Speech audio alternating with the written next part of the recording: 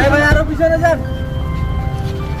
একটু excuse me ready হয়ে সাইডেন please সাইডেন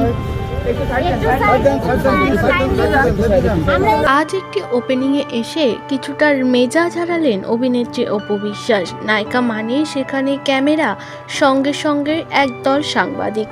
তবে মানুষের প্রাইভেসির সময় একটু মেনটেন করতে হয়, সেটা হয়তো হারিয়ে ফেলেছে কিছু সাংবাদিক। অভিনেত্রী অপু বিশ্বাস গাড়ি থেকে নামার সময় নিজের ড্রেস ঠিক করার সময় বারবার ক্যামেরা ফোকাস করছে তার গায়ের দিকে। অবশেষে তিনি রেগে গিয়ে বলেই ফেললেন, আগে আমাকে ঠিক করে নামতে দিন, তারপরে আপনারা ক্যামেরা অন করবে।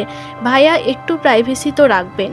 এই বলেই তিনি গাড়ি থেকে নামেন। সেখান থেকে বেশ রাগী মেজাজে গটগট করে হেঁটে শোরুম দিকে চলে যান তিনি। অভিনেত্রী অপু বিশ্বাসকে আজ লাগছিল অসাধারণ সুন্দর। হোয়াইট কালার সাদা গ্রাউন্ডে হাজির হয়েছেন তিনি। তবে স্লিভলেস ড্রেস পরার কারণে সুন্দর করে ওড়না নিচ্ছিলেন তিনি। আর তখনই বারবার ফোকাস করছিল তার শরীরের দিকে ক্যামেরা। সাংবাদিকদের এই অসভ্যতামির প্রতিবাদ জানিয়েছে অভিনেত্রী অপু বিশ্বাস। তিনি চুপচাপ ভদ্র ভাষায় সঠিক উত্তর দিয়ে সেখান থেকে বেরিয়ে যায় এবং তারপরে সুন্দর করে তাকে সেই শোরুমে কেক কাটতে দেখা যায়। খুব সুন্দর আনন্দ করে সেই শোরুমটি উদ্বোধন করে নিয়েছে অভিনেত্রী অপু বিশ্বাস। বিসমিল্লাহ।